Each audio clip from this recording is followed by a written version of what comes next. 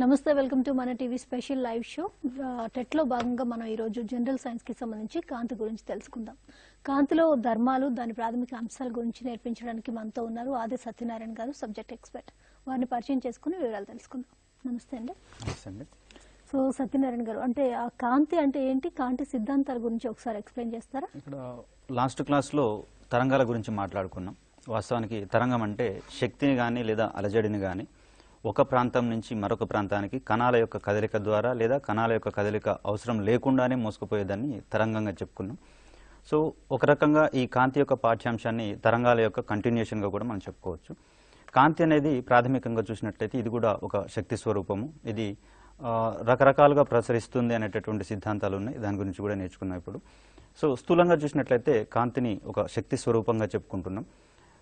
బేసిక్గా ఏదైనా వస్తువు మీద కాంతి పడినప్పుడు ఈ కాంతి అనేది ఆ వస్తువు మీద నుంచి పరావర్తనం చెంది అంటే మళ్ళీ వెనకకు వచ్చి మన కంటిని చేరినప్పుడు ఆ వస్తువుకు సంబంధించినటువంటి దృష్టి జ్ఞానం ఇక్కడ మనకు కలుగుతుంది.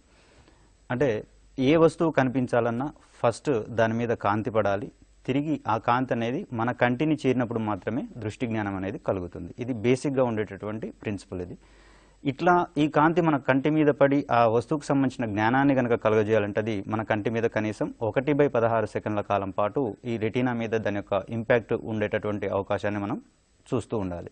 సో ఇంతకంటే తక్కువ సమయంలో అయితే అది పడే అవకాశం ఉండదు, అంటే దృష్టి జ్ఞానం కలగదు. దీన్నే కనీస దృష్టికి సంబంధించినటువంటి సమయంగా మనం ఇక్కడ చెప్తాం. సో ఈ కాంతి ఏ విధంగా ప్రసరిస్తుంది, అసలు కాంతి యొక్క ధర్మాలను గురించి కనుక మనం చూస్తే పూర్వకాలం నుంచి కూడా చాలామంది శాస్త్రవేత్తలు ఈ రంగంలో పరిశీలన చేశారు. వీళ్ళకి సంబంధించినటువంటి కొన్ని అంశాలను మనం కాంతి తరంగ సిద్ధాంతాలుగా లేదా కాంతి సిద్ధాంతాలుగా మనం ఇక్కడ చెప్పుకుంటాము. దీనికి సంబంధించి మొట్టమొదటి సిద్ధాంతంగా న్యూటన్ సిద్ధాంతాన్ని చెప్తాం. తర్వాత హైగన్స్ అనేటటువంటి శాస్త్రవేత్త, మ్యాక్స్ ప్లాంక్, అదేవిధంగా మ్యాక్స్ వెల్ అనేటటువంటి శాస్త్రవేత్తలు కొన్ని రకాలైనటువంటి సిద్ధాంతాలను మనం ఇక్కడ ఇవ్వడం జరిగింది. దీంట్లో ఉండేటటువంటి ప్రాథమిక భావనలు అదేవిధంగా వాటిలో ఉండేటటువంటి స్థూల అంశాలను ఒకసారి మనం ఇక్కడ చూసినట్లయితే న్యూటన్ ఇచ్చినటువంటి కాంతి సిద్ధాంతాన్ని కణ సిద్ధాంతము లేదా కాంతి కణ సిద్ధాంతము అంటాం. ఇక్కడ ఈ న్యూటన్ కాంతి కణ సిద్ధాంతం ప్రకారం కాంతి యొక్క స్వభావం అనేది చిన్న చిన్న కణాల రూపంలో ఉంటుంది అనేటటువంటి అంశాన్ని వివరించాడు న్యూటన్ అనే శాస్త్రవేత్త. న్యూటన్ కాంతి కణ సిద్ధాంతం ప్రకారము కాంతి అనేది చిన్న చిన్న కణాల రూపంలో ఉంటుంది. ఇక్కడ మరొక అంశాన్ని కనుక చూసినట్లయితే కాంతి యొక్క వేగము వేర్వేరు యానకాలలో ప్రసరించేటప్పుడు లేదా ప్రయాణించేటప్పుడు దాని యొక్క వేగము ఏ విధంగా మార్పు చెందుతుంది అనేటటువంటి అంశాలను కనుక పరిశీలిస్తే విరళ యానకంలో తక్కువగా ఉంటుందని, సాంద్రతర యానకంలో ఎక్కువగా ఉంటుందని కాంతి కణ సిద్ధాంతం తెలియజేస్తుంది. అంటే సాంద్రత ఎక్కువగా ఉన్నటువంటి సాంద్రతర యానకంలో కాంతి యొక్క వేగం ఎక్కువగా ఉంటుందని, సాంద్రత తక్కువగా ఉండేటటువంటి గాలి వంటి యానకాలలో ఈ కాంతి యొక్క వేగం తక్కువగా ఉంటుందని కాంతి కణ సిద్ధాంతం తెలియజేస్తుంది. ప్రాథమికంగా ఇది కాంతి యొక్క స్వభావానికి విరుద్ధం అనేటటువంటి అంశాన్ని తర్వాత వచ్చినటువంటి సిద్ధాంతాలు మనకు వివరించాయి. తర్వాత కాంతి వివిధ రంగులను ఎగ్జిబిట్ చేస్తుంది కాబట్టి కాంతికి ఉండేటటువంటి ఈ రంగులను ఎఫెక్ట్ చేసేటటువంటి అంశాన్ని గురించి చూసినట్లయితే కణాల యొక్క పరిమాణం ఆధారంగా కాంతి యొక్క రంగు ఎఫెక్ట్ అవుతుంది అనేటటువంటి అంశాన్ని ఇక్కడ కాంతి కణ సిద్ధాంతం ఇచ్చింది. అంటే తక్కువగా ఉన్నటువంటి కాంతి కణాలు ఒక రకమైన రంగును ఎగ్జిబిట్ చేస్తే పరిమాణం పెరుగుతున్న కొద్దీ కాంతి యొక్క రంగులు వేరువేరుగా ఉంటాయనేటటువంటి అంశాన్ని ఇక్కడ కాంతి కణ సిద్ధాంతం వివరించింది. అయితే తర్వాత వచ్చినటువంటి పరిశీలన ఆధారంగా ఈ రంగుని కణాల యొక్క పరిమాణం కాదు తరంగ దైర్ఘ్యం అనేది నిర్ణయిస్తుంది అనేటటువంటి అంశాన్ని ప్రయోగపూర్వకంగా శాస్త్రవేత్తలు పరిశీలించి దాన్ని ధృవీకరించడం జరిగింది. సో కాంతి కణ సిద్ధాంతం ప్రకారము కాంతి చిన్న చిన్న కణాల రూపంలో ప్రసరిస్తుంది. ఇక్కడ కణాల యొక్క పరిమాణం కాంతి రంగును నిర్ణయిస్తుంది. తర్వాత విరళ యానకంలో తక్కువ వేగంతో, సాంద్రతర యానకంలో ఎక్కువ వేగంతో ప్రయాణిస్తుంది అనేటటువంటి అంశాన్ని వివరించిన సిద్ధాంతం కాంతి కణ సిద్ధాంతం. ఒకవేళ ప్రశ్న ఇక్కడ అడగదలుచుకుంటే ఈ కాంతి కణ సిద్ధాంతం ప్రకారం కాంతి యొక్క రంగును నిర్ణయించేది ఏమిటి అనేటటువంటి అంశంలో ప్రశ్న అడిగిన దాఖలాలు మనకు గతంలో ఉన్నాయి. సో ఆప్షన్స్గా కణాల యొక్క పరిమాణము, తర్వాత తరంగ దైర్ఘ్యము, పౌనఃపున్యము ఇట్లాంటి అంశాలు మనకు కనుక ఇచ్చినట్లయితే కణాల యొక్క పరిమాణాన్ని ఆధారం చేసుకొని ఈ కాంతి యొక్క రంగు నిర్ణయించబడుతుంది అనేటటువంటి అంశము కణ సిద్ధాంతం ఇచ్చినట్లుగా మనం ఇక్కడ ఆప్షన్ని మనం టిక్ చేసుకోవాల్సి వస్తుంది. న్యూటన్ తర్వాత ఇచ్చినటువంటి మరొక సిద్ధాంతము హైగన్స్ తరంగ సిద్ధాంతము. ఈయన తరంగాల రూపంలో కాంతి ఒక ప్రాంతం నుంచి మరొక ప్రాంతానికి ప్రసరిస్తుంది అనేటటువంటి విషయాన్ని వివరించినటువంటి శాస్త్రవేత్త హైగన్స్గా మనం ఇక్కడ చెప్తాం. ప్రశ్న అడిగితే డెఫినేషన్ ప్రకారము లేదా ఈ సిద్ధాంతానికి సంబంధించినటువంటి పేర్ల మీద కూడా మనకు క్వశ్చన్ వచ్చే అవకాశం ఉంది. తరంగ సిద్ధాంతాన్ని వివరించిన శాస్త్రవేత్త ఎవరు అనొచ్చు, లేకపోతే హైగన్స్ వివరించినటువంటి కాంతి సిద్ధాంతం యొక్క పేరు ఏ విధంగా ఉంటుంది అనేటటువంటి అంశంలో కూడా ప్రశ్న రావచ్చు. కాబట్టి ఈ అంశాలను కొంచెం క్షుణ్ణంగానే నేర్చుకుందాం. ఈ హైగన్స్ కాంతి తరంగ సిద్ధాంతం ప్రకారము విశ్వం మొత్తము ఈథర్ అనేటటువంటి ఒక యానకం నిండి ఉన్నట్లుగా, ఈ ఈథర్ అనేటటువంటి యానకంలో ఈ కాంతి అనేది యాంత్రిక తరంగ రూపంలో ప్రసరిస్తుంది అనేటటువంటి అంశాన్ని హైగన్స్ తరంగ సిద్ధాంతం వివరించింది. చివరి క్లాసులో మనం నేర్చుకున్నాము, యాంత్రిక తరంగాలంటే ఖచ్చితంగా యానకం ఉన్నప్పుడు మాత్రమే ప్రసరించే తరంగాలు మనం యాంత్రిక తరంగాలు అన్నాము. ఎటువంటి యానకం లేకుండా ప్రసరించే తరంగాలను విద్యుదయస్కాంత తరంగాలుగా మనం చెప్పుకున్నాం. ఇక్కడ హైగన్స్ తరంగ సిద్ధాంతం ప్రకారం కాంతి అనేది యాంత్రిక తరంగాలుగా ప్రసరిస్తున్నాయని, అదేవిధంగా ఇక్కడ పనికొచ్చేటటువంటి ఈ యానకాన్ని మనం ఈథర్గా డిఫైన్ చేశాము. తర్వాత వచ్చినటువంటి శాస్త్రవేత్తల పరిశీలన ప్రకారం ఈథర్ అనేటటువంటి యానకం ఎక్కడా లేదనేటటువంటి అంశాన్ని పరిశీలించడం జరిగింది. అదేవిధంగా హైగన్స్ కూడా ఇటువంటి ఒక యానకం ఉన్నట్లుగా తను రుజువు చేయలేకపోయాడు. తర్వాత ఈ హైగన్స్ తరంగ సిద్ధాంతం ప్రకారము కాంతి యొక్క వేగము విరళయానకంలో ఎక్కువగా ఉంటుందని, సాంద్రతర యానకంలో తక్కువగా ఉంటుందనేటటువంటి సిద్ధాంతీకరణ చేయడం జరిగింది. విరళయానకం అంటే ఏదైనా యానకం యొక్క సాంద్రత తక్కువగా ఉంటే దాన్ని విరళయానకం అంటాము. రేరర్ మీడియా, గాలి ఇట్లాంటి వాటిని మనం విరళయానకంగా చెప్పుకుంటాం. సాంద్రతర యానకం అంటే ఏ యానకం యొక్క సాంద్రత అయితే అధికంగా ఉంటుందో దాన్ని మనం సాంద్రతర యానకం అంటాం. ఉదాహరణకు గాలిని గాజుని కంపేర్ చేసినప్పుడు గాలి విరళయానకంగా, గాజు సాంద్రతర యానకంగా పనిచేస్తుంది. ఇక్కడ మరొక అంశంగా కాంతి యొక్క రంగును నిర్ణయించేటటువంటి అంశాన్ని కనుక చూసినట్లయితే తరంగ దైర్ఘ్యం ఆధారంగానే కాంతి యొక్క రంగులు నిర్ణయించబడతాయనేటటువంటి అంశాన్ని హైగన్స్ తరంగ సిద్ధాంతము సూత్రీకరించింది. తదుపరి వచ్చినటువంటి సిద్ధాంతంగా మ్యాక్స్ ప్లాంక్ ఇచ్చినటువంటి క్వాంటం సిద్ధాంతాన్ని చెప్తాం. మ్యాక్స్ ప్లాంక్ ఇచ్చినటువంటి కాంతి సిద్ధాంతాన్ని మనం క్వాంటం సిద్ధాంతంగా చెప్పుకుంటాం. ఈ సిద్ధాంతం ప్రకారం కాంతి అనేది దాని యొక్క శక్తి చిన్న చిన్న ప్యాకెట్ల రూపంలో ప్రసరిస్తుంది ఒక ప్రాంతం నుంచి మరొక ప్రాంతానికి అనేటటువంటి సిద్ధాంతాన్ని వివరించింది మ్యాక్స్ ప్లాంక్. ఇతని సిద్ధాంతం పేరు క్వాంటం సిద్ధాంతం. తర్వాత కాంతి వేగానికి సంబంధించి తరంగ సిద్ధాంతం ఇచ్చినటువంటి అంశాన్నే ఇక్కడ క్వాంటం సిద్ధాంతం కూడా బలపరిచింది. అనగా కాంతి యొక్క వేగం విరళయానకంలో ఎక్కువగా ఉంటుంది, సాంద్రతర యానకంలో తక్కువగా ఉంటుంది.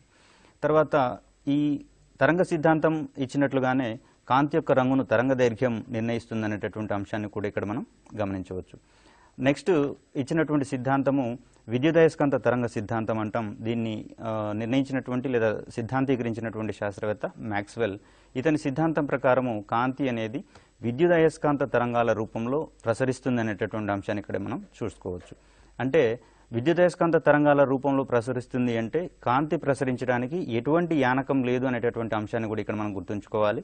ఒకవేళ ప్రశ్నని వేరే విధంగా అడగాల్సి వస్తే ఈ ప్రాంతంలో మనకు ప్రశ్న పడవచ్చు. ఎలా అంటే ఎటువంటి యానకం లేకున్నా కూడా కాంతి ఒక ప్రాంతం నుంచి మరొక ప్రాంతానికి ప్రసరిస్తుంది అని వివరించినటువంటి సిద్ధాంతం ఏమిటి? వాస్తవానికి ఈ టేబుల్లో కానివ్వండి, తర్వాత పాఠ్యాంశాలలో కానివ్వండి, ఈ ఓరియంటేషన్లో క్వశ్చన్ ఆలోచించే అవకాశం లేదు. కానీ ఫిల్టరేషన్ దశలో ఉన్నప్పుడు కాస్త క్యాండిడేట్స్ అభ్యర్థుల యొక్క సామర్థ్యాన్ని దృష్టిలో పెట్టుకోవాల్సి వచ్చినప్పుడు ప్రశ్నలను ఏ విధంగానైనా అడగొచ్చు. కాబట్టి ఎటువంటి యానకం యొక్క అవసరం లేకున్నా కూడా కాంతి ఒక ప్రాంతం నుంచి మరొక ప్రాంతానికి ప్రసరిస్తుంది అని వివరించిన సిద్ధాంతము కానీ లేదా ఆ శాస్త్రవేత్త పేరు కానీ అడిగే క్రమంలో ఇక్కడ మనం విద్యుదయస్కాంత తరంగ సిద్ధాంతంగా చెప్పుకుంటాం. అదేవిధంగా దాన్ని సిద్ధాంతీకరించినటువంటి శాస్త్రవేత్త మ్యాక్స్వెల్గా చెప్పుకుంటాం. తర్వాత కాంతి వేగానికి సంబంధించినటువంటి అంశాలు మళ్ళీ తరంగ సిద్ధాంతం ఇచ్చినటువంటి అంశాలనే ఇది కూడా బలపరిచింది. విరళయానకంలో ఎక్కువ కాంతి వేగం ఉంటుందని, సాంద్రతర యానకంలో కాంతి వేగం తక్కువగా ఉంటుందనేటటువంటి అంశాలను ఇక్కడ మనం చూడొచ్చు. తర్వాత రంగుని యథావిధిగా తరంగ దైర్ఘ్యం ఆధారంగానే కాంతి యొక్క రంగులు మారుతూ ఉంటాయని, ఒక్కొక్క రంగుకు ఒక్కొక్క రకమైన తరంగ దైర్ఘ్యం ఉంటుంది, లేదా ఒక్కొక్క తరంగ దైర్ఘ్యం ఒక్కొక్క రంగుని ఎగ్జిబిట్ చేసేటటువంటి ధర్మాన్ని కలిగి ఉంటుందనేటటువంటి అంశాన్ని ఇక్కడ మనం చూడవచ్చు.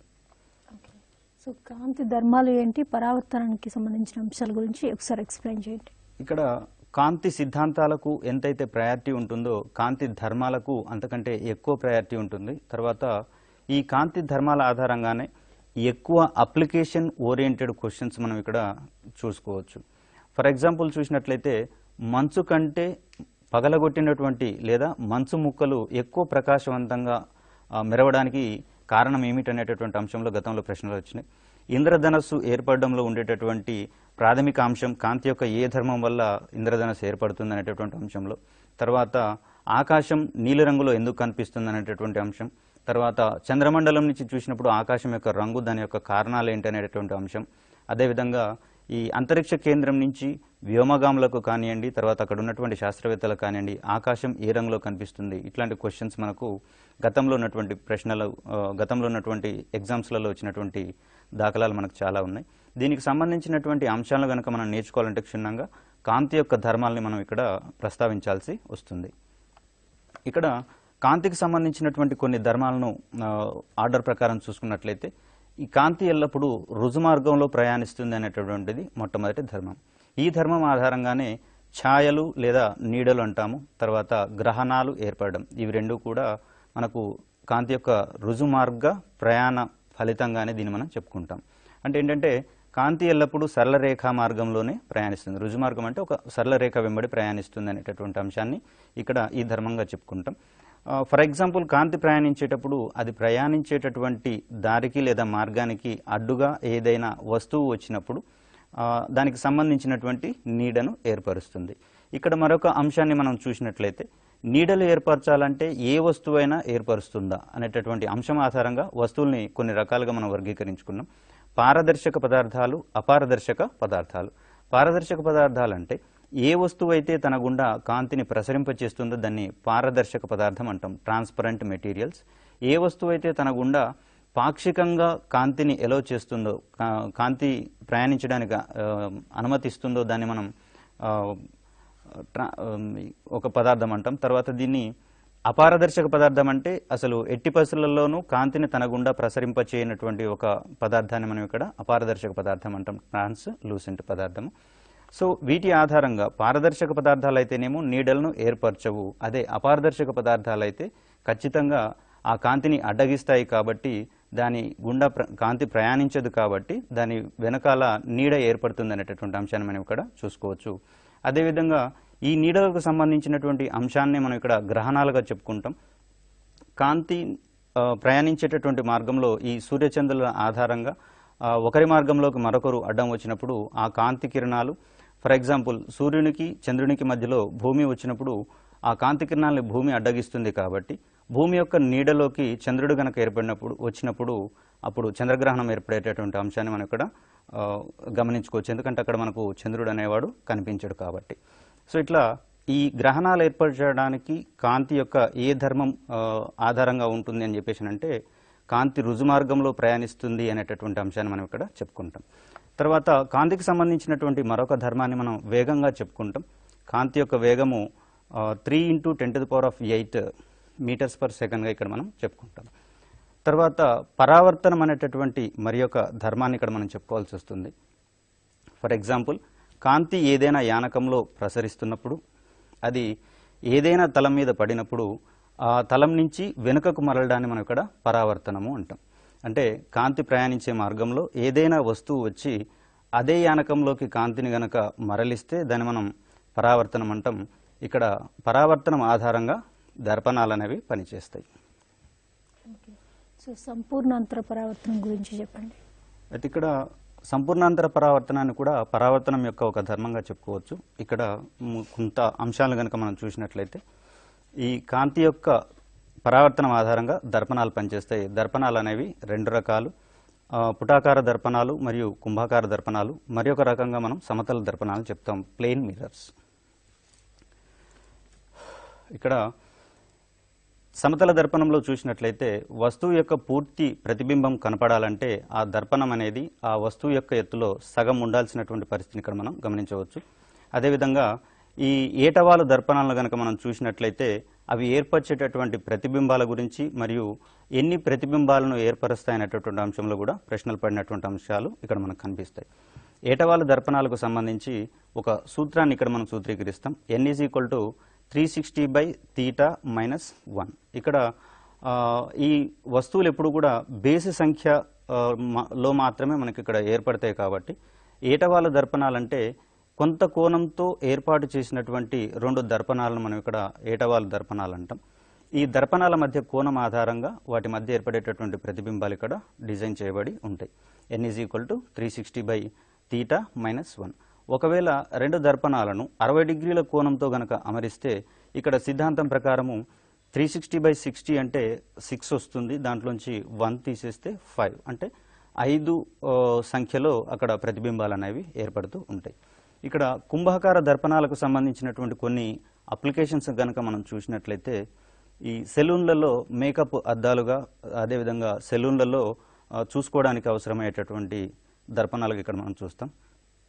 అదేవిధంగా వాహనాల యొక్క సైడ్ మిర్రర్స్గా మనం ఇక్కడ చూడవచ్చు. వాహనాలలో ఏర్పరిచేటటువంటి సైడ్ మిర్రర్స్, వెనుక వచ్చే వాహనాలు గమనించుకోవడానికి వాడేటటువంటి దర్పణాలు కూడా కుంభాకార దర్పణాలే. తర్వాత పుటాకార దర్పణాలు కనుక మనం చూస్తే వీటిని రిఫ్లెక్టర్స్గా వాడుకుంటాం. ఈఎన్టీకి సంబంధించినటువంటి వైద్యులు వాడేటటువంటి దర్పణాలు కూడా పుటాకార దర్పణాలే. అదేవిధంగా సోలార్ డివైజెస్ ఈ మధ్య ఎక్కువగా వాడుతున్నాం. ఈ సోలార్ డివైజెస్లో వీటిని రిఫ్లెక్టర్స్గా వాడతాము. అంటే ఇక్కడ వాతావరణంలోకి ఆ సౌరశక్తి అనేది రిఫ్లెక్ట్ కాకుండా అదే డివైస్లోకి మళ్ళీ వెనక్కి పంపించడానికి గాను పుటాకార దర్పణాలను వాడతాం. తర్వాత ఇక్కడ సంపూర్ణాంతర పరావర్తనం అనేటటువంటి ఒక ధర్మాన్ని వాడతాం. ఇక్కడ కొంత కోణంతో ఏదైనా తల మీద కాంతి ప్రసరించినప్పుడు అది వక్రీభవనం చెందే క్రమంలో కొంత కోణాన్ని చేస్తుంది. అది 90 డిగ్రీస్ గనక అయినప్పుడు దాన్ని సందిగ్ధ కోణం అంటాం. ఈ సందిగ్ధ కోణం కంటే ఎక్కువ కోణంతో గనక ఆ కాంతి ప్రసరించినప్పుడు ఒక యానకం నుంచి మరొక యానకానికి ప్రసరించేటప్పుడు ఆ యానకం యొక్క తలం వద్ద ఈ కోణం గనక సందిగ్ధ కోణం కంటే ఎక్కువైనప్పుడు ఆ యానకంలోకి ప్రసరించకుండా కాంతి అనేది టోటల్గా మళ్ళీ అదే యానకంలోకి తిరిగి వస్తుంది. దీన్నే మనం టోటల్ ఇంటర్నల్ రిఫ్లెక్షన్ అంటాము, సంపూర్ణాంతర పరావర్తనం. ఈ ధర్మం ఆధారంగానే వజ్రం మెరియడంలో కానివ్వండి, తర్వాత ఇంద్రధనస్సు ఏర్పడడంలో కానివ్వండి, అదేవిధంగా నీళ్లలో ఉండేటటువంటి గాలిబుడుగా వెండి మాదిరిగా మిలమిల మెరవడానికి ఈ సంబంధించినటువంటి కారణాలు మొత్తంగా కూడా మనం సంపూర్ణాంతర పరావర్తనాన్ని చెప్పుకోవచ్చు. ఇక్కడ సంపూర్ణాంతర పరావర్తన ధర్మం యొక్క అప్లికేషన్స్ కనుక మనం చూసినట్లయితే ఈ ధర్మం ఆధారంగానే దృశ్య తంతువులు పనిచేస్తాయి. దృశ్య తంతువులు అంటే ఆప్టికల్ ఫైబర్ కేబుల్స్గా మనం చెప్పుకుంటాం. ఈ ఆప్టికల్ ఫైబర్ కేబుల్స్ ద్వారా మనం ఏదైనా సమాచారాన్ని ప్రసరింప చేయాల్సి వచ్చినప్పుడు ఎటువంటి పంపిణీ నష్టం జరగకుండా సుదూర ప్రాంతాలకు ఆ సంకేతాలను అత్యంత నాణ్యతతో పంపించడానికి దృశ్య తంతువులు ఉపయోగపడతాయి. వీటిని మనం ఆప్టికల్ ఫైబర్ కేబుల్స్ అని చెప్పేసి అంటాము. ఈ దృశ్య తంతువులు పనిచేయడంలో ఉన్నటువంటి ధర్మంగా కూడా మనం ఇక్కడ సంపూర్ణాంతర పరావర్తన ధర్మం ఉపయోగపడుతుంది. తర్వాత ఈ వక్రీభవనం అనేటటువంటి అంశాన్ని కనుక మనం చూసినట్లయితే కాంతి ఒక యానకం నుంచి మరొక యానకానికి సాంద్రతలలో తేడాలు ఉన్నప్పుడు ఒక యానకం నుంచి మరొక యానకానికి ప్రసరించేటప్పుడు ఆ రెండింటినీ వేరు చేసేటటువంటి తలం వద్ద తలాలలో రెండు యానకాలలో వేగం యొక్క మార్పులు ఉంటాయి కాబట్టి అక్కడ ఆ తలం దగ్గర వంగి ప్రసరిస్తుంది లేదా వంగి ప్రయాణిస్తుంది. ఈ ధర్మాన్ని మనం వక్రీభవనం అని చెప్పేసి అంటాము. కాంతి ఒక యానకం నుండి మరొక యానకానికి ప్రసరించేటప్పుడు ఆ రెండు యానకాలను వేరు చేసే తలం వద్ద వేగాలలో మార్పు జరుగుతుంది కాబట్టి వంగి ప్రయాణిస్తుంది. ఈ ధర్మాన్ని మనం వక్రీభవనము లేదా రిఫ్రాక్షన్ అని చెప్పేసి అంటాము. ఈ వక్రీభవనం ఆధారంగా పనిచేసేటటువంటి కొన్ని పరికరాలను చూసినట్లయితే వీటిని కటకాలు అంటాం. అదే పరావర్తనం ధర్మం ఆధారంగా పనిచేసేటటువంటి వస్తువులను కనుక మనం చూసినట్లయితే దర్పణాలు అంటాము. వక్రీభవనం ఆధారంగా కటకాలు అని చెప్పేసి అంటాము. ఈ కటకాలకు సంబంధించినటువంటి అంశాలను కనుక మనం పరిశీలిస్తే కుంభాకార కటకాలు మరియు పుటాకార కటకాలు అని చెప్పేసి రెండు రకాలుగా ఉంటాయి. ఈ కుంభాకార కటకం అనేది కాంతిని కేంద్రీకరిస్తుంది, అంటే కాంతి కిరణాల మొత్తం ఒకే చోటకు ప్రసరించేటట్లుగా చేస్తుంది. ఈ చిన్నపిల్లలు ఆడుకునేటటువంటి ఆటలలో భాగంగా కాగితాలను సూర్యరశ్మి సహాయంతో వేడి చేసి వాటిని మండించేటటువంటి చర్యలు మనం ఇక్కడ గమనిస్తే అక్కడ వాళ్ళు వాడేటటువంటి ఆ అద్దము లేదా కటకము కుంభాకార కటకంగా ప్రవర్తించి కాంతి కిరణాల మొత్తాన్ని కూడా ఒకే పాయింట్ దగ్గర ఒకే బిందువు దగ్గర కేంద్రీకరించేసరికి ఆ బిందువు వద్ద దాని యొక్క తీవ్రత ఎక్కువై వేడి ఎక్కువ కావడం వల్ల అక్కడ వేడి జనించి అది మండేటటువంటి అంశాన్ని మనం ఇక్కడ పరిశీలించవచ్చు. తర్వాత మరొక కటకాన్ని కనుక చూసినట్లయితే పుటాకార కటకాన్ని చెప్పుకోవాల్సి వస్తుంది. ఇక్కడ ఇది కాంతిని వికేంద్రీకరిస్తుంది, అంటే డైవర్జెంట్ చేస్తుంది, లేదా దీన్ని డైవర్జెంట్ లెన్స్గా మనం ఇక్కడ పరిశీలిస్తాము. ఇక్కడ దర్పణాల విషయంలో మాత్రం ఇవి రెండు డిఫరెంట్గా ప్రవర్తిస్తాయి. అంటే పుటాకార కటకమేమో కాంతిని వికేంద్రీకరిస్తే పుటాకార దర్పణమేమో కాంతిని కేంద్రీకరిస్తుంది అనేటటువంటి అంశాన్ని ఇక్కడ మనం చూసుకోవచ్చు. తర్వాత వక్రీభవనం నుంచి చూసినట్లయితే సుదూరం నుండి వెలువడి కటకం పైన పతనమైనటువంటి కాంతి వక్రీభవనం చెంది కేంద్రీకరించబడినటువంటి ఆ ప్రాంతాన్ని నాభి అంటాం. ఈ నాభి నుంచి కటకానికి మధ్య గల దూరాన్ని నాభ్యంతరం అని చెప్పేసి అని అంటాం. అంటే అనంత దూరాల నుంచి వచ్చేటటువంటి ఆ కాంతి కిరణాలు కటకం మీద పతనమైనప్పుడు ఆ కాంతి అనేది వక్రీభవనం చెందిన తర్వాత కేంద్రీకరించబడేటటువంటి ఆ ప్రాంతాన్ని లేదా ఆ బిందువుని నాభి అంటాము. ఈ నాభి నుంచి కటకానికి ఉండేటటువంటి దూరాన్ని నాభ్యాంతరము లేదా ఫోకల్ లెంత్ అంటాం. దీన్ని ఎఫ్తో చూపిస్తాము. తర్వాత వక్రీభవనం గురించి కనుక మనం ఇక్కడ చూసినట్లయితే కుంభాకార కటకానికి ధనాత్మక నాభ్యాంతరం ఉన్నాయని చెప్పేసి అని, అదేవిధంగా పుటాకార కటకానికి రుణాత్మక నాభ్యాంతరం ఉన్నదని చెప్పేసి అనేటటువంటి అంశాలను ఇక్కడ మనం గమనించుకోవచ్చు. ఓకే, సో ఇప్పుడు కాంతి విశ్లేషణ గురించి చెప్పండి. ఒక్క నిమిషం అండి. ఇక్కడ కాంతి విశ్లేషణకు సంబంధించిన అంశాలు చూసే ముందు ఒకసారి కాంతి వక్రీభవనానికి సంబంధించినటువంటి ప్రశ్నలు ఏ విధంగా రావచ్చు అనేటటువంటి అంశాలను పరిశీలించి దాంట్లోకి వెళ్దాము.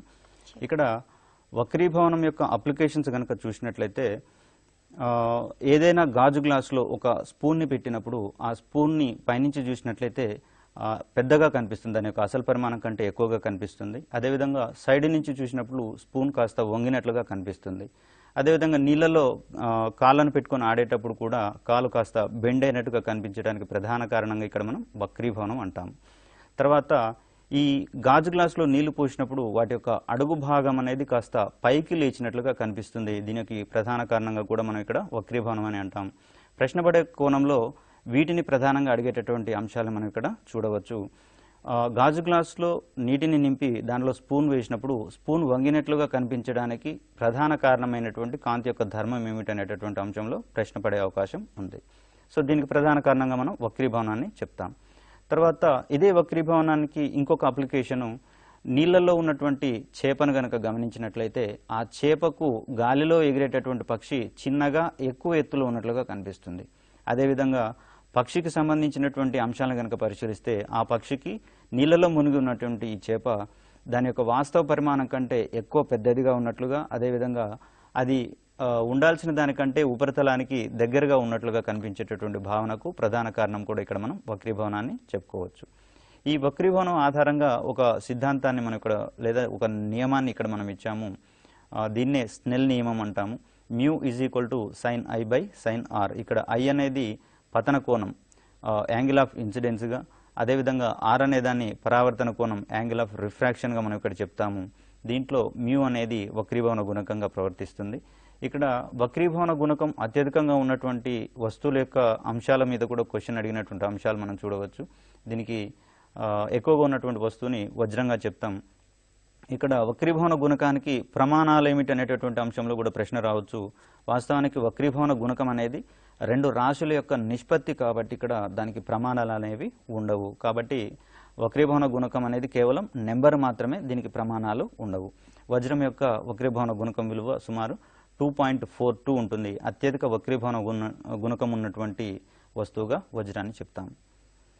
ఇక కాంతి విశ్లేషణం అనేది మరొక కాన్సెప్ట్. కాంతి విశ్లేషణము లేదా విక్షేపణము అంటే ఏదైనా యానకం గుండా కాంతిని ప్రసరించినప్పుడు, తెల్లని కాంతిని ప్రసరింపజేసినప్పుడు అది వక్రీభవనం చెంది 7 రంగులుగా విడిపోతుంది. ఇలా విడగొట్టేటటువంటి ఈ అంశాన్ని మనం కాంతి విశ్లేషణము లేదా విక్షేపణము, డిస్పర్షన్ అంటాము.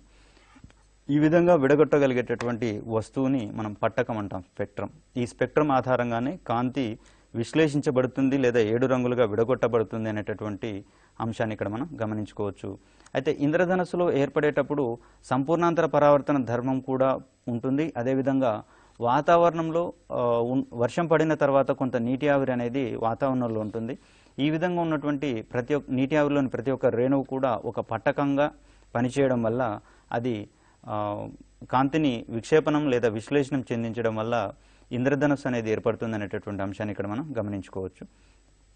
తర్వాత ఈ కాంతి విశ్లేషణంలో పట్టకాన్ని గనక మనం పట్టకం గుండా కాంతిని ప్రసరింపచేసినప్పుడు అది 7 రంగులుగా విడిపోతుంది. అడుగు భాగం నుంచి వచ్చేటటువంటి ఆ రంగుల యొక్క క్రమాన్ని మనం విబ్జిఆర్గా చెప్తాం. ఇక్కడ వి అంటే violet, IndiGo, blue, green, yellow, orange and red. అంటే పట్టకం నుంచి పై భాగంలో ఉండేదేమో రెడ్ కలర్గా, అదేవిధంగా పట్టకం నుంచి అడుగు భాగంలో ఉండేటటువంటి కలర్గా మనం వైలెట్ని చెప్తాము. తర్వాత తరంగ దైర్ఘ్యాల యొక్క ఆరోహణ క్రమంలో చూసినట్లయితే, అంటే తక్కువ నుంచి ఎక్కువ గనక చూసినట్లయితే విబ్జిఆర్ క్రమంలోనే, అంటే violet, IndiGo, blue, green, yellow, orange and red, ఇదే క్రమంలో మనకు రంగుల యొక్క ఆరోహణ క్రమం వస్తుందనేటటువంటి అంశాన్ని మనం ఇక్కడ చూడవచ్చు. అంటే వైలెట్ కలర్కి తక్కువ తరంగ దైర్ఘ్యం ఉంటున్నట్లుగా, అదేవిధంగా రెడ్ కలర్కి ఎక్కువ తరంగ దైర్ఘ్యం ఉంటున్నట్లుగా మనం ఇక్కడ గుర్తించవచ్చు. అయితే తక్కువ తరంగ దైర్ఘ్యం ఉన్నదానికి శక్తి అధికంగా ఉంటుంది, అదేవిధంగా తరంగ దైర్ఘ్యం ఎక్కువ ఉన్నదానికి శక్తి తక్కువగా ఉంటుంది. తర్వాత తరంగ దైర్ఘ్యం ఎక్కువగా ఉన్నటువంటి కలరు ఎక్కువగా వంగి ప్రయాణిస్తుంది, అదేవిధంగా తరంగ దైర్ఘ్యం ఎక్కువగా ఉన్నటువంటి రెడ్ కలరు తక్కువగా వంగి ప్రయాణిస్తుంది. కాబట్టి ఈ డేంజర్ సిగ్నల్స్లలో రెడ్ కలర్ని ఎక్కువగా వాడడానికి కారణం ఏమిటంటే దానికి తరంగ దైర్ఘ్యం ఎక్కువగా ఉంటుంది. కాబట్టి ఇక్కడ రెడ్ కలర్ అనేది తక్కువగా వంగి ప్రయాణిస్తుంది, కాబట్టి వాతావరణంలో అది ఎక్కువగా వక్రీభవనం చెందదు, కాబట్టి సుదూర దూరాలకు అది ప్రయాణిస్తుంది. కాబట్టి ఇక్కడ రెడ్ కలర్ని మనం డేంజర్ సిగ్నల్గా లేదా డేంజర్ లైట్లలో ఎక్కువగా రెడ్ కలర్ని వాడతాం. అదేవిధంగా శక్తికి సంబంధించినటువంటి క్రమాన్ని కనుక మనం ఇక్కడ చూసినట్లయితే రెడ్ కలర్కి తరంగ దైర్ఘ్యం ఎక్కువ, కాబట్టి దాని యొక్క శక్తి తక్కువ అనేటటువంటి అంశాన్ని మనం ఇక్కడ చూడవచ్చు. రెడ్ కలర్కి శక్తి తక్కువ, కాబట్టి ఆ వర్షన్ కనుక చూసినట్లయితే red, orange, yellow, green, blue, IndiGo and violet, వీటికి సంబంధించినటువంటి ఆరోహణ క్రమాన్ని ఇక్కడ మనం చెప్పొచ్చు. అంటే వైలెట్ కలర్కి ఎక్కువ శక్తి ఉంటుంది, రెడ్ కలర్కి తక్కువ శక్తి ఉంటుంది. ఇక్కడ డేంజర్ లైట్గా వాడతాం. ఓకే, సో కాంతి పరిక్షేపణం గురించి, అంటే కాంతి పరిక్షేపణం అంటే ఏంటి? ఒక్క నిమిషం అండి. ఇక్కడ కాంతి పరిక్షేపణము అంటే దీన్ని రెండు రకాలుగా డిఫైన్ చేసుకోవచ్చు. క్రమతలం మీద పతనమైనటువంటి కాంతి పరావర్తనం చెందుతుంది అని చెప్పేసి అని అనుకున్నాం. ఒకవేళ క్రమతలం కాకుండా అక్రమాకారంగా ఉండేటటువంటి తలము లేదా గరుకుగా ఉన్నటువంటి తల మీద పడినటువంటి కాంతి విభిన్న మార్గాల్లోకి పరావర్తనం చెందుతుంది. ఈ విధంగా పరావర్తనం చెందినటువంటి కాంతి కిరణాల యొక్క సమూహాన్ని మనం ఇక్కడ స్కాటరింగ్ అంటాము. లేదా కాంతి తన మార్గంలో ఉన్నటువంటి వేర్వేరు కణాలను ఢీకొని వేర్వేరు దిశల్లోకి ప్రయాణించేటటువంటి ధర్మాన్ని కూడా మనం ఇక్కడ పరిక్షేపణంగా భావించవచ్చు. ఫర్ ఎగ్జాంపుల్ చూసినట్లయితే మంచు కంటే మంచు ముక్కలు ఎక్కువగా మెరుస్తూ ఉంటాయి, అదేవిధంగా గ్లాసు కంటే గ్లాసు ముక్కలు ఎక్కువగా ప్రకాశించినట్లుగా మనం ఇక్కడ గమనించవచ్చు.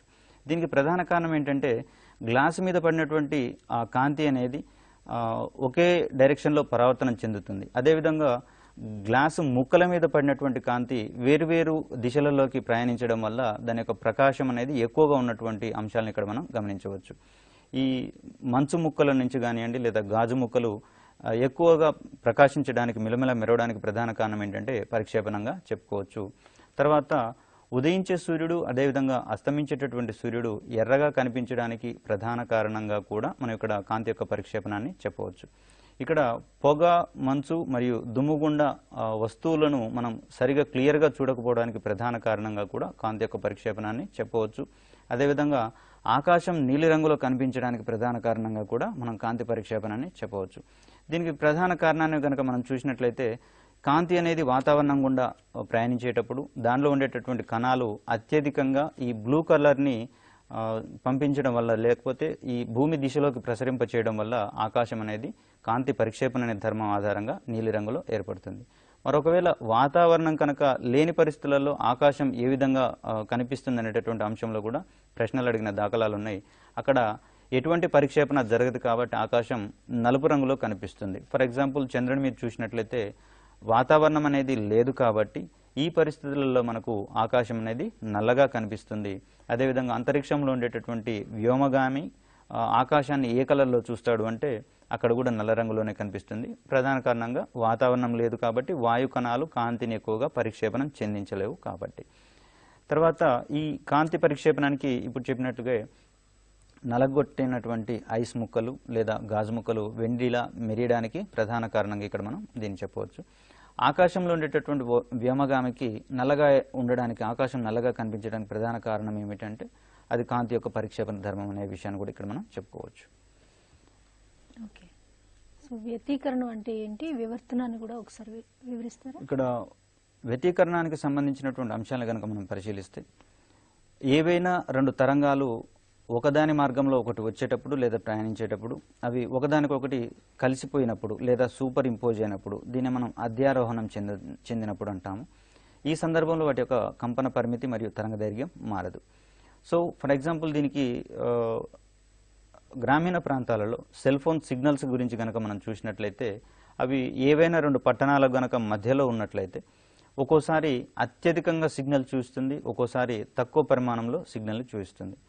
దీనికి సంబంధించినటువంటి అంశాలను కనుక మనం చూసినట్లయితే ఆ విభిన్న పట్టణాల నుంచి వచ్చేటటువంటి ఆ సిగ్నల్స్ యొక్క తరంగాలు అనేవి ఈ గ్రామీణ ప్రాంతంలో అధ్యారోహణం చెందడం వల్ల ఒకానొక సమయంలో ఎక్కువ గరిష్టంగా వచ్చేటటువంటి సిగ్నల్ సడన్గా పడిపోయే అంశాలను కూడా మనం ఇక్కడ చూడవచ్చు. దీనికి ప్రధాన కారణంగా మనం వ్యతికరణ చెప్తాము. తర్వాత నీటి మీద తేలుతున్నటువంటి ఆయిల్, నూనె కానివ్వండి, తర్వాత సబ్బు బుడగ అనేది వివిధ రంగుల్లో కనపడడానికి ప్రధాన కారణంగా కూడా మనం ఇక్కడ వ్యతికరణాన్ని చెప్పవచ్చు. సో ఇక్కడ వివర్తనానికి సంబంధించినటువంటి అంశాలను కనుక మనం పరిశీలిస్తే ఈ మానవుల్లో ఉన్నటువంటి సహజతత్వం ఏంటంటే గోడల ద్వారా లేదా ఈ పిట్టగోడల ద్వారా ఏదైనా దృశ్యం కనుక కనపడకపోతే సహజంగా మనం ఏం చేస్తామంటే వంగి చూస్తాము లేదా కొంచెం పైకి లేచినట్లుగా చేసి వంగి చూస్తాము. సో కాంతికి కూడా ఇదే రకమైనటువంటి ధర్మం ఉన్నట్లుగా మనం ఇక్కడ భావించుకోవచ్చు. అంటే మనం ఏ విధంగా అయితే వంగి చూస్తామో ఈ కాంతి కిరణాలకు అడ్డంగా వాటి యొక్క ప్రయాణ మార్గంలో అడ్డుతలాలు ఏవైనా వచ్చినప్పుడు అవి కూడా వాటి యొక్క అంచు దగ్గర లోపల వైపుకి వంగి ప్రయాణిస్తాయి. ఈ ధర్మాన్ని మనం వివర్తనంగా చెప్పుకుంటాము. సో ఈ వివర్తనం ఆధారంగా పారదర్శకమైనటువంటి స్కేల్ గుండా చూసినప్పుడు, పలుచటి వస్త్రాల గుండా చూసినప్పుడు వస్తువుల యొక్క అంచుల దగ్గర రకరకాల రంగులు కనిపిస్తాయి. ఈ రంగులు కనిపించడానికి ప్రధాన కారణం ఏమిటి అనేటటువంటి అంశంలో కూడా మనకు ప్రశ్న రావచ్చు. దానికి సమాధానంగా మనం వివర్తనాన్ని చెప్తాం. తర్వాత సీడీల మీద కానివ్వండి, డివిడీల మీద కానివ్వండి వేర్వేరు రంగులు కనిపిస్తూ ఉంటాయి. ఈ రంగులు ఏర్పడడానికి కూడా ప్రధాన కారణంగా మనం ఇక్కడ వివర్తనాన్ని చెప్పుకోవచ్చు. మరి ఒక ధర్మాన్ని కనుక చూసినట్లయితే, అంటే ఈ ధర్మానికి సంబంధించినటువంటి మరొక అప్లికేషన్ కనుక చూసినట్లయితే ఈ కరెంటు తీగల మీద వాలినటువంటి కాకుల యొక్క నీడ మనకు కొద్దిగా క్లియర్గా కనిపిస్తుంది. అదేవిధంగా అది ఆకాశంలో ఎగిరినప్పుడు దాని యొక్క నీడ మనకు కనిపించదు. దీనికి ప్రధాన ధర్మంగా వివర్తనాన్ని చెప్పుకోవచ్చు. అదేవిధంగా వ్యతికరణము, వివర్తనముల యొక్క రెండిటి యొక్క కలయిక వల్ల వాటి యొక్క నీడ మనకు భూమి మీద పడదు. ఫర్ ఎగ్జాంపుల్ ఇట్లాంటిది ఇంకొకటి చూసినట్లయితే మనకు విమానాశ్రయంలో ఆగి ఉన్నటువంటి విమానం యొక్క నీడ భూమి మీద పడుతుంది. కానీ అది పైన ఆకాశంలో ఎగురుతున్నప్పుడు దాని యొక్క నీడ అనేది భూమి మీద పడదు. దీనికి ప్రధాన కారణం ఏమిటి అంటే వ్యతికరణము మరియు వివర్తనం, ఈ రెండింటి యొక్క ధర్మంగా మనం ఇక్కడ చెప్పుకోవచ్చు. తర్వాత కాంతి వ్యతికరణం, వివర్తనం. ఓకే, ధ్రువణం గురించి చెప్పండి. ఇక్కడ ధ్రువణం అనేది కాన్సెప్ట్ మనకు వింతగా అనిపిస్తుంది. తర్వాత దీని గురించి మనం పెద్దగా ప్రయారిటీగా తీసుకోము, కానీ దీని యొక్క అప్లికేషన్స్ని మనం ఆల్రెడీ చూస్తూనే ఉన్నాం. కాంతి అనేది విద్యుదయస్కాంత తరంగంగా మనం ఇక్కడ భావించాము. ఈ విద్యుదయస్కాంత తరంగంలో ఉండేటటువంటి విద్యుత్తు మరియు అయస్కాంత అంశాలను వేరు చేసినప్పుడు ఈ కాన్సెప్ట్ని మనం ధ్రువణము అంటాం లేదా పోలరైజేషన్. విద్యుదయస్కాంత తరంగాల్లో ఉండేటటువంటి విద్యుత్తు అంశాలను మరియు అయస్కాంతానికి సంబంధించిన అంశాలను వేరుపరిచేటటువంటి ప్రక్రియనే మనం ధ్రువణము లేదా పోలరైజేషన్గా చెప్తాం. ఇక్కడ ఈ ధ్రువణం సహాయంతో కూలింగ్ గ్లాసెస్, మనకు చలువ కళ్ళద్దాలను వాడతాము. ఈ కళ్ళద్దాలలో ఉండేటటువంటి అంశాన్ని కూడా మనం ఇక్కడ ధ్రువణంగా చెప్పవచ్చు. అదేవిధంగా 3D విధానంలో 3 డైమెన్షనల్ ఆబ్జెక్ట్స్ని తయారు చేసేటటువంటి హోలోగ్రఫీ, దీన్ని హోలోగ్రఫీ అంటాము. చిత్రాలను తయారు చేస్తాము ఇక్కడ. వీటిని తయారు చేసే క్రమంలో కూడా ఈ ధ్రువణం అనేటటువంటి కాన్సెప్ట్ ఉపయోగపడుతుంది. అదేవిధంగా లేజర్కి సంబంధించినటువంటి కిరణాలను తయారు చేయడంలో కూడా మనం ఇక్కడ ఈ ధ్రువణం అనేటటువంటి కాన్సెప్ట్ని మనం తీసుకొస్తాం. ఓకే, సో దృష్టి దోషాలు అంటే ఏంటి? ఇక్కడ కాంతి అనేది వస్తువుల నుంచి వాటి మీద పతనం చెంది అవి పరావర్తనం చెంది మన కంటిని చేరినప్పుడు దానికి సంబంధించినటువంటి దృష్టి జ్ఞానం కలుగుతుంది అనేటటువంటి అంశాలు మనం ఇక్కడ చెప్పుకున్నాం. అయితే సాధారణ మానవునికి దగ్గరగా ఉండేటటువంటి వస్తువునైనా దూరంగా ఉండేటటువంటి వస్తువునైనా చూడగలుగుతాడు. అయితే కొన్ని పరిస్థితులలో వ్యక్తులకు కొంతమందికి ఏమో దగ్గర వస్తువులు కనిపించవు, కొంతమందికి ఏమో దూరపు ఉండేటటువంటి వస్తువులు కనిపించవు. మరి ఇట్లా కొన్ని రకాలైనటువంటి దృష్టి జ్ఞానం కలగకపోయేటటువంటి ఈ ధర్మాన్ని మనం దృష్టి దోషాలుగా చెప్పుకుంటాం. దీనికి సంబంధించి హ్రస్వదృష్టిని మనం చెప్పుకుంటాం. దగ్గరగా ఉన్న వస్తువులు మాత్రమే చూడగలిగితే దాన్ని హ్రస్వదృష్టిగా చెప్తాము. అంటే దూరంగా ఉండేటటువంటి వస్తువుల యొక్క దృష్టి జ్ఞానం మన కంటికి కలగదు. కేవలం వీళ్ళు దగ్గరగా ఉన్న వస్తువులు మాత్రమే చూడగలుగుతారు. ఇటువంటి దృష్టి దోషానికి సంబంధించినటువంటి నివారణగా మనం పుటాకార కటకాలను వాడతాం. అంటే హ్రస్వదృష్టి ఉన్నటువంటి వ్యక్తికి దానిని నివారించడానికి గాను ఏ కటకాలను వైద్యుడు సిఫారసు చేస్తాడు అనేటటువంటి అంశంలో గతంలో ప్రశ్నలు పడినటువంటి దాఖలాలు ఉన్నాయి. దీనికి సంబంధించి పుటాకార కటకాలను వాడాలని చెప్పేసి చెప్తాం. తర్వాత ఈ దీర్ఘదృష్టి అనే దాన్ని మరొక రకమైన దృష్టి దోషంగా చెప్తాం. ఎవరైనా వ్యక్తి కేవలం దూరంగా ఉన్నటువంటి వస్తువులను మాత్రమే చూడగలిగితే దాన్ని మనం దీర్ఘదృష్టిగా చెప్తాం. దీనికి సంబంధించినటువంటి నివారణ చర్యగా మనం కుంభాకార కటకాలను సిఫారసు చేస్తాం. అంటే ప్రశ్న అడిగే క్రమంలో దీర్ఘదృష్టి ఉన్నటువంటి వ్యక్తికి వైద్యుడు ఏ రకమైన కటకాలను సిఫారసు చేస్తాడు? దీనికి సంబంధించిన ఆన్సర్గా మనం కుంభాకార కటకాలను వాడాలని చెప్తాము. తర్వాత అసమదృష్టి అనేటటువంటి అంశాన్ని కూడా మనం ఇక్కడ చూస్తాము. ఇది కంటిలోని కార్నియాలో లోపం వలన ఈ దృష్టి దోషం ఏర్పడుతుంది. మరి కార్నియా లోపం ఉన్నటువంటి లేదా అసమదృష్టి ఉన్నటువంటి వ్యక్తికి ఏ రకమైనటువంటి కటకాలను ఇవ్వాలి అంటే స్తూపాకార కటకాలను ఇవ్వాలి. సిలిండ్రికల్ లెన్సులు అంటాం వీటిని. తర్వాత చత్వారం అనేది మరొక దృష్టి దోషంగా చెప్పుకోవచ్చు. అంటే కంటిలో ఈ వస్తువుల యొక్క పరిమాణము మరియు వాటి యొక్క దూరాన్ని ఆధారంగా ఇక్కడ కంటిలోని కటకం అనేది తన యొక్క ఫోకల్ లెంత్ని లేదా మందాన్ని మార్చుకుంటూ ఉంటుంది. దీన్ని మనం కంటి యొక్క నేత్రానుగుణ్యత అంటాం, అకామిడేషన్. ఈ అకామిడేషన్ ధర్మం కనుక లేకపోతే, నేత్రానుగుణ్యత కనుక లేకపోతే అక్కడ వస్తువులు అనేవి సరిగా కనిపించవు. ఇటువంటి పరిస్థితులలో మనం ద్వినాభి కటకాలు బైఫోకల్ లెన్స్ వాడతాము. అంటే కుంభాకారము మరియు పుటాకారం రెండింటిని కలిపినటువంటి కటకాలను మిక్స్ చేసేసి దాన్ని ద్వినాభి కటకాలు అంటాము. ఈ ద్వినాభి కటకాలను వాడడం ద్వారా చత్వారం అనేది కొంతమేరకు నివారించబడుతుంది. మరొక దోషంగా మనం చూసినట్లయితే వర్ణాంధత్వాన్ని మనం ఇక్కడ చెప్పుకుంటాము. ఈ వర్ణాంధత్వము అనేది జన్యులోపంగా మనం ఇక్కడ చూసుకోవచ్చు. ఈ జన్యులోపం ఆధారంగా వచ్చేటటువంటి దృష్టి దోషం ఏది అనేటటువంటి అంశంలో మనకు ప్రశ్నలు పడినటువంటి దాఖలాలు ఉన్నాయి. దీంట్లో వర్ణాంధత్వాన్ని దీన్ని మనం కారణంగా చెప్పుకుంటాం. కంటిలోని రాడ్స్ మరియు శంఖువులు కోన్స్ అంటాము. వీటిలో వచ్చేటటువంటి లోపాల వల్ల ఏర్పడేటటువంటి దృష్టి లోపాన్ని మనం ఇక్కడ వర్ణాంధత్వంగా చెప్పుకుంటాం. ఇది జన్యు లోపం వలన ఏర్పడుతుంది కాబట్టి దీనికి నివారణ మార్గం లేదు. ఓకే, సో టెట్ ఎగ్జామ్లో భాగంగా ఇంకా ఎలాంటి క్వశ్చన్స్ వచ్చే ఛాన్స్ ఉంది? ఇక్కడ మనకు కాంతి యొక్క ధర్మాలకు సంబంధించినటువంటి అంశాల మీదనే, వాటి యొక్క అప్లికేషన్స్ మీదనే మనకు క్వశ్చన్స్ పడినటువంటి దాఖలాలు ఉన్నాయి. కాబట్టి ఈ కటకాలకు సంబంధించి ఏది కన్వర్జెంట్ లెన్స్, ఏది డైవర్జెంట్ లెన్స్, తర్వాత నాభి అంటే ఏమిటి, నాభ్యాంతరం అంటే ఏమిటి, వీటికి సంబంధించినటువంటి అంశాలలో మనకు ప్రధానంగా ప్రశ్నలు పడుతున్నటువంటి అంశాలను మనం ఇక్కడ చూడవచ్చు. కాంతికి సంబంధించినటువంటి ఈ అంశాలను మొత్తం క్షుణ్ణంగా కనుక మనం పరిశీలించినట్లయితే కాంతి సిద్ధాంతాలకు సంబంధించినటువంటి విషయాలలో కూడా మనకు ప్రశ్నలు పడినటువంటి దాఖలాలు ఉన్నాయి. కాబట్టి వీటన్నిటిని తరోగా మనం చూసుకున్నట్లయితే కాంతికి సంబంధించినటువంటి అంశంలో గరిష్ట మార్కులు సాధించేందుకు అవకాశం ఉంటుంది. ఓకే, సో కాంతికి సంబంధించి ఇంకా ఏమన్నా అంటే వ్యూవర్స్ కోసం ఎక్స్ప్లెయిన్ చేయవలసిన టాపిక్స్ ఏమైనా ఉన్నాయా? ప్రస్తుతానికి మనకున్నటువంటి అకాడమీ బుక్స్లలో వీటికి సంబంధించి ఇంతవరకు సరిపోతుందండి. దీనికి సంబంధించి పెద్దగా కష్టపడాల్సిన అవసరం లేదు, తర్వాత కన్ఫ్యూజన్ కావాల్సిన అవసరం ఏమీ లేదు. కాబట్టి ఈ టాపిక్స్ని మనం తరోగా చూసుకున్నట్లయితే దీనికి సంబంధించి ఈజీగా మనం బయటపడవచ్చు.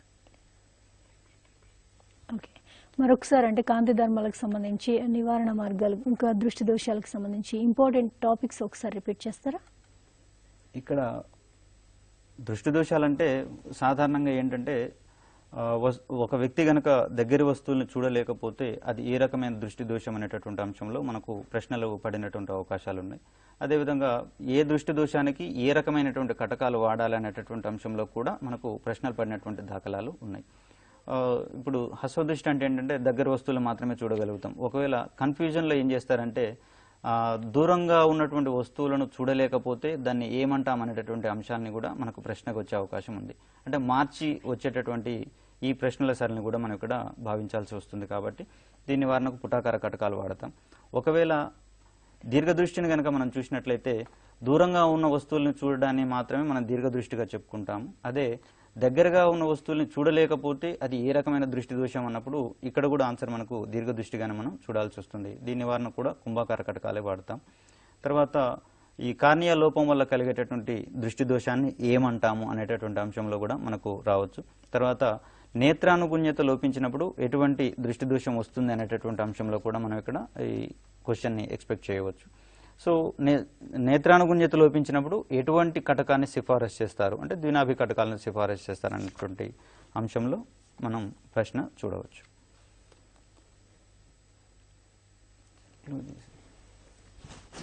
సో మరొకసారి అంటే ఇప్పుడు జనరల్ సైన్స్కి సంబంధించి మనం కాంతి గురించి ఎక్స్ప్లెయిన్ చేసుకున్నాం ఇప్పటి వరకు.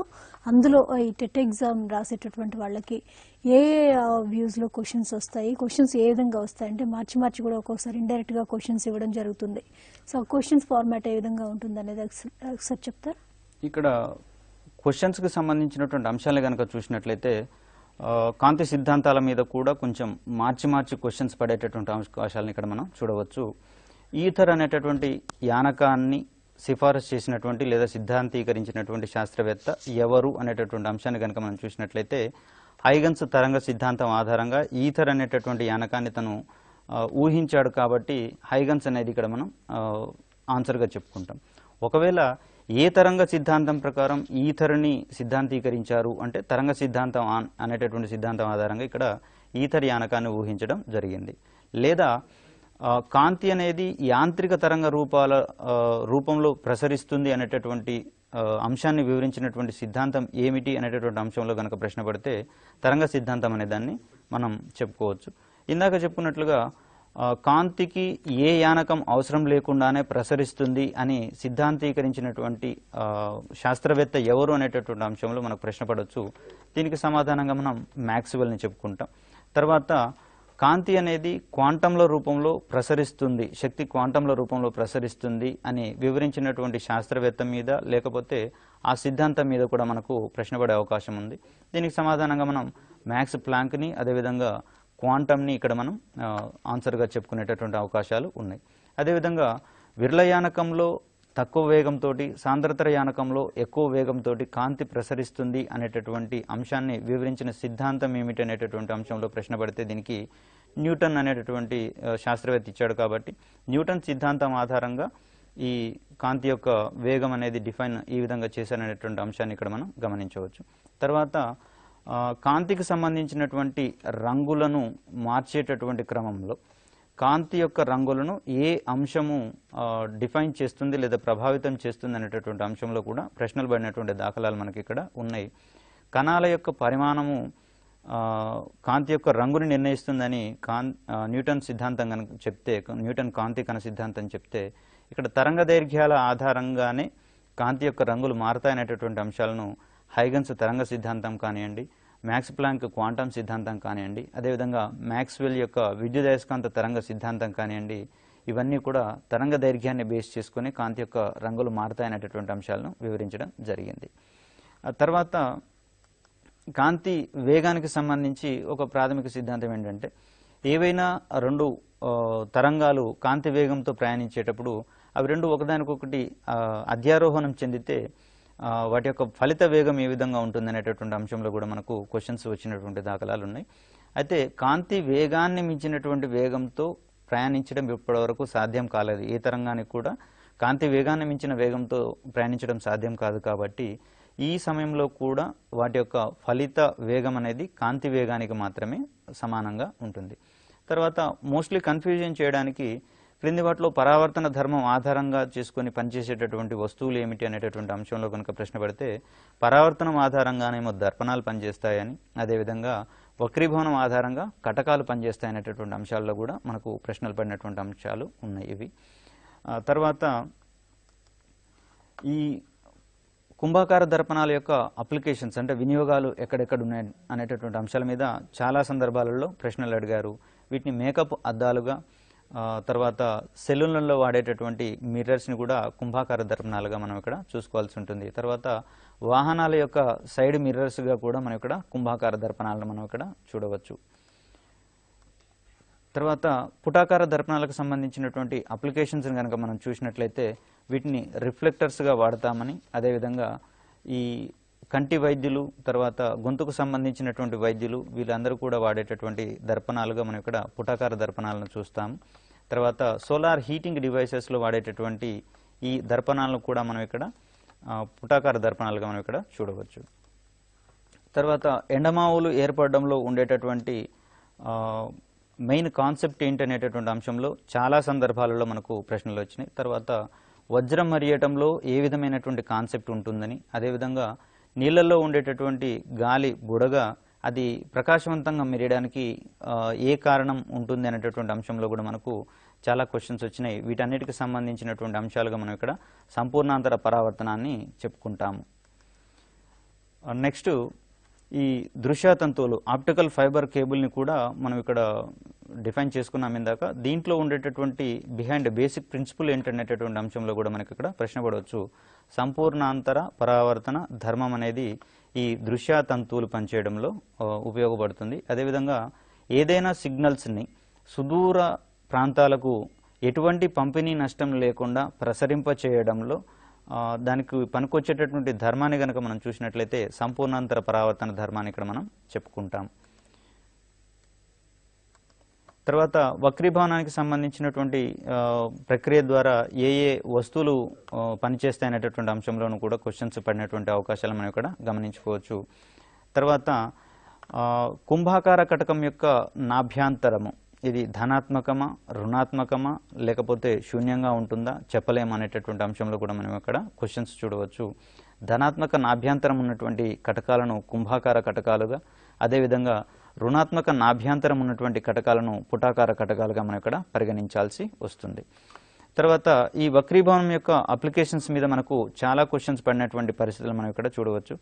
నీటిలో ముంచినటువంటి మునిగి ఉన్నటువంటి కర్ర కానివ్వండి, లేదా గాజు గ్లాసులో ఉన్నటువంటి నీటిలో మునిగినటువంటి స్పూను వంగినట్లుగా కనిపించడానికి మరియు వాటి యొక్క అడుగు భాగం పైకి లేచినట్లుగా కనిపించడానికి ప్రధాన కారణంగా మనం వక్రీభవనాన్ని చెప్తాం. అదేవిధంగా స్విమ్మింగ్ పూల్లో ఏదైనా కాయిన్ కనుక వేసినప్పుడు ఆ కాయిన్ అనేది అది ఉన్న లోతు కంటే తక్కువ లోతు ఉన్నట్లుగా లేదా ఉపరితలానికి దగ్గరగా ఉన్నట్లుగా కనిపించడానికి ప్రధాన కారణంగా కూడా మనం ఇక్కడ ఈ వక్రీభవనాన్ని చెప్పవచ్చు.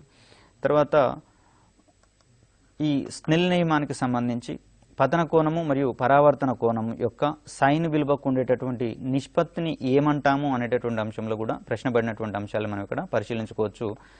దీన్ని వక్రీభవన గుణకంగా చెప్తాం. తర్వాత వక్రీభవన గుణకం యొక్క ప్రమాణాలు ఏమిటి అనేటటువంటి అంశంలో కూడా ప్రశ్న పడే అంశాలు ఉంటాయి.